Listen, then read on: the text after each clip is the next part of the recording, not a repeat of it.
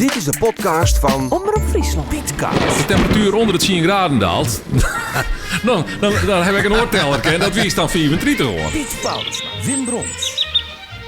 Piet, goeiedag. Hoe gaat ie? Wim, goeiedag. Goed. Onthoud dat. Ja, nee, we zitten natuurlijk in coronatijd. Ja. Maar het gaat goed, ja. Ja, hoe is dat eigenlijk met hij? En de opname met zulke wat en contacten in Oeral en ergens? Nou, de contacten Oeral en nergens, die binnen net zo actief. Dus die binnen net zo volle. En het Dus het is vooral op die balkon op te nemen, zeg maar zeggen? Nee, maar ik mis iets gewoon in de vrije natuur. En boeten, geen meesten erbij. Nee. Oké. Dat is uitdrukkelijk echt de bedoeling net vanuit de televisiebusiness. Nee, het is uitdrukkelijk net de bedoeling. Dus het is een hele hoorde tijd, Alex. Ja. Hey, want Ja? Nee? als landelijk just, dan zou je dan wel eens even wat mensen gewoon Moorsteeds laten kennen. Maar dat slag het net. Nee, hè? Het is er net bij geworden op Nee. het moment. Want er is natuurlijk wel een man van contacten en van Ja. het publiek erbij, Helly. Ja, maar dat slag het op de Zuidnet. En dat wordt hem voorlopig week net. Want als dan juist dat het onjaar wel januari is of misschien wel februari wordt of nog langer een aantal maatregelen. Ja. En die eurometer is het grote probleem. Ja, inderdaad, natuurlijk, ja. Nee, ja, maar zit er maar even met de man dan. Zij is het. Heeft hij persoonlijk last van op een of andere manier? Want Nee. ik bedoel, professioneel kunnen we het terug hebben, maar viel ik wat opsluiten of valt het wel wat mij? Nee, ik vind hem net zo absoluut. Je komt natuurlijk bij een paar kennis en een vriend best altijd komst. En dat is het dan. Ja. En voor de rest dan, nee, daar valt het wat aan. Zo. Nou, goed, we moeten het even hebben hoe wij nemen dit op de mooiste dag ooit in november, heb ik het idee, hè? De mooiste... Ja, een van de meeste dagen. Nou ja, ik heb dit nog nooit zo beleefd volgens mij in november. Sterker nog, ja, het is een recorddag, toch? Het is een recordwarme dag. Dan hebben we het over 18 november. Ja. En dan hebben we het over een record van 13,2 graden in Ljouwert. En het had weer 13,1. Dus dat is op het nipperke. Ja. Maar het is wel een record. En we hadden deze man nog al 2 records meer hand. Dus dat slietjaagt het maar de warmte. Ja, en met de records. En Met de records. Met de extremen. Want dat is natuurlijk best heel op hammers dat we het hebben over klimaatverandering. Dan hij door extremen in elkaar. Is dit weer een bewijs van? Ja, deze man is daar een bewijs van. Of deze man wel toch in de top 3 komt van de warmste novembermaand, wat ik nog zien. Maar het is wel een 10 warme man ontnoot aan haast 3 graden te warm. Ja. En hoe zit dat met dat bericht wat ik van de weekend mij kreeg? Dat de temperaturen in de dubbele getallen hing in blauw heel tijd. Dat op zich ook al een record is op mezelf? Is ook al een record op hemzelf. Zo lang 10 graden en heger. En als dan just nou bijvoorbeeld het weekend hebben we alweer 10 graden. En dan blijven we voorlopig gewoon de hege kant. Ja. Baart het nog zorgen op je of andere manier? Of denk je van nou ja, of best gewoon professioneel mee aan de gang en zit in klimaatalarm net altijd door? Nee, in maar persoonlijke klimaatalarm. Het klimaatalarm heeft natuurlijk wel weer wat mooi gekregen. Dat is dat het ijs op de Noordpool nog nooit zo vlug aanname is als deze jaren. En als we waren de tijd. En dat jouwt gewoon dat de temperaturen natuurlijk vorige week winst op Spitsbergen nog boven 0. Nou krijgt onder 0 op 4 graden, 4, 6 graden. Maar dat is natuurlijk nog gewoon net verschrikkelijk lege temperatuur. Nee. En, maar heeft er dan een persoonlijke... docht hij dat elke keer nog weer wat? Of is het toch redelijk professioneel naar? Nee, het punt is gewoon, je weet dat die opwarming er is. Hè. We hebben het al eerder rond. Ja, zeker. Er is een natuurlijk proces van opwarming wanden. En dat wordt versterkt toch alles wat wij doen op deze wereld. Ja. Maar dat is net wat hij dan heel tijd weer persoonlijk verontrust eigenlijk. Dus net als er weer op naar je record just en dan weer als je denkt... God, welke kant je uit? Valt wel wat aan. Dat valt wel wat aan, want je moet er toch nog... Je moet er aan de ene kant ook nuchter naar zien. Ik heb wel in paniek rijden, maar dat heeft helemaal geen zin. Nee. Want het warm, dat trekt zich om niks, loopt het hem net van aan. En dat betekent dat je uiteindelijk steeds kennen, ja, jongens, het is... Het is weer een voorbeeld van de extremiteiten. Het is weer een voorbeeld van het warme worden van deze wereld. Ja. Duidelijk. Nou ja, dus zei dit weekend dus nog dubbele temperaturen. Wanneer keer we onder het zien? Ik wil net een voorschot nemen op die wintervoorzitter. Daar hebben we de volgende podcast door. Maar de Pietcast, sorry. Maar volgens mij gaan wij na het weekend staan gewoon richting een wat legere temperatuur. Maar of dat Froosting houdt of net, maar ik ga ervan uit, als het hoe koud is, een kouder waartype. Ja. En dat heb ik vanaf het begin van de maand zijn. Ik ben er nog steeds mee eens. Zodat 1 november, begin december wezen moeten. Oké. We zitten wel in de buurt. Ja, maar dat stremingspatroon, dat maakt eerst om. En die kongens zit er wel in, maar dan maakt het nog even een weekend worden. 1 november, dus dat is... Ja, dat doet het nog even. Ja, ik zit dat komende weekend, dat weekend, wat. Wij nemen dit op op de 18e inderdaad. Die waren we daar, hebben we dan bij deze memoreerd. Verder nog extremen. We hebben natuurlijk orkaan gaande, het orkaanseizoen. Had nog nooit zoveel orkaan opleveren. Nee. Alleen er binnen minder zwierigheden was toch de orkaan. Ja, we hebben geen rampbeelden jongen nog eigenlijk. Nee, nog net een soort. In de wat op de horenkant van de brood natuurlijk wel wat. Maar het seizoen is een record aantal tropische stormen en orkanen. Ja, dat had ik nog wel even aan. Ja, dat kan nog wel even aanhouden. En weet je wat het is? Het is al vrij let natuurlijk in november. En als je naar de komende jaren zal dat ik vaker barren. Maar die orkaan zal wel staan gewoon terug die opwarming wat meer en sterker worden. Maar dat hier wel jij verwachten. Ja. Maar het binnen een record aantal. Ja, oké. Duidelijk. Nou Piet, hebben we de waar van de laatste tijd eens even terugnamen alweer. Van deze dagen, deze periode. Dan maar we even een beetje verder vooruit in. Want in, dat valt ik wel mee. Als de temperatuur onder de 10 graden daalt, dan heb ik een oorteller. En dat wiest dan 34 gewoon. Ja, dat wiest 34. Ja. 24 hier zit bij de omroep dan. Ja, op 1 december is dat zo. Ja. Ja, lang hè? Nou, viel het zo? Nee, die tijd gaat gewoon om. Alleen je weet natuurlijk wel hoe je begon. En je weet wel wat er al hier ondertussen bad heeft. En je weet wat er al hier gebeurd is. En je weet hoe het al hier vroeg is. En het waar van doe is heel anders als het waar van nou. Ja, laten we het er eerst eens over hebben. Ik ben op 1 december 84 begonnen. Toen ging ik in november maanden, maar te hege temperaturen. En toen kwamen toch die Alverstede-winter achteraan. Juist. Dus dat voelt wat helemaal los dus. Ja, dat weer in december, januari, februari, ja. Nou, dan zit het zeker, die dag van 1 december. Ik gok dat de SA vanuit de omroep ik wel wat aandacht voor wijzen zal. Dat zal zeker breed toe sprutsen worden. En worden al die... Bist je al bezig met al die verhalen met de boven te hellen? Nee, ik ben nog net dan om die verhalen boven te hellen. Ik ben dan maar het waar. Van dat is van nou. En dat is dat is toch wel wat complex. Het waar van O bedoel? Ja, dat is wel complex. Per regio is het nogal verschillend.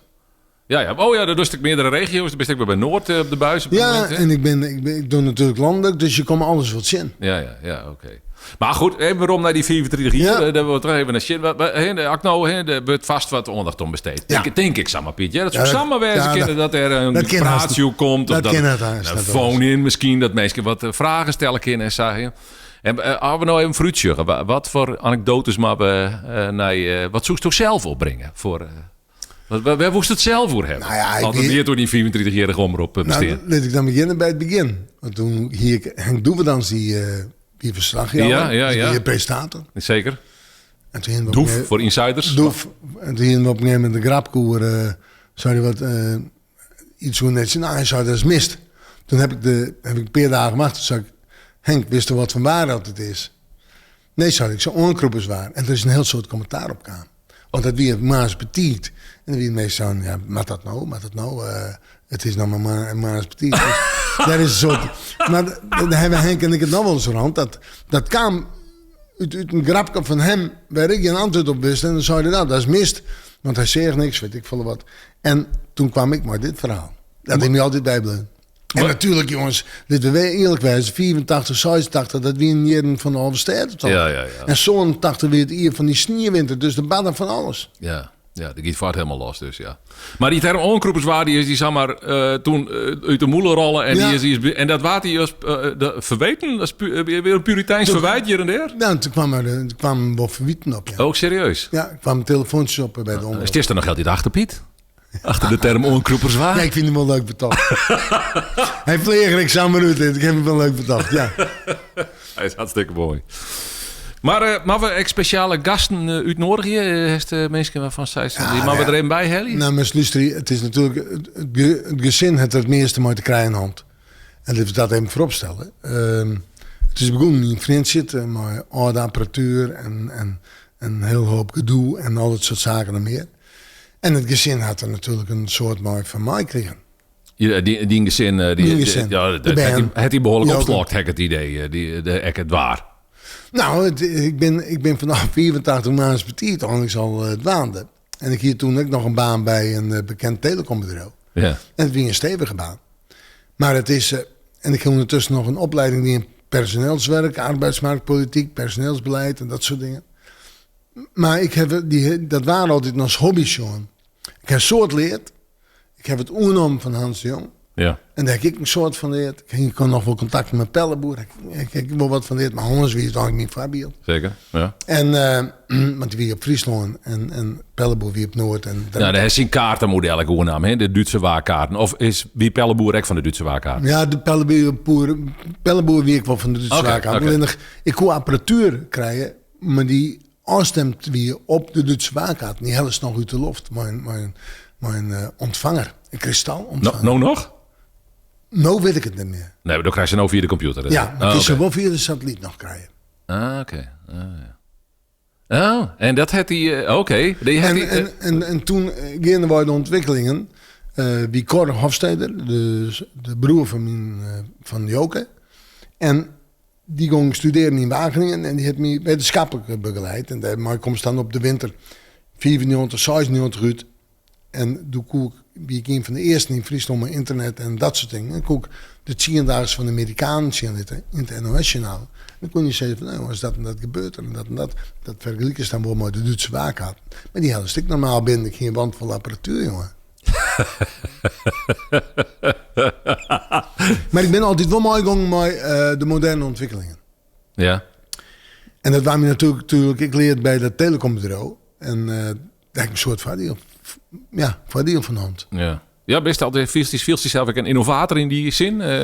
Nee, maar ik vond dat internet wel heel... ik ben van de eerste maar in internet en e-mail en dat soort zaken. En daarvoor hadden we het systeem van Philips.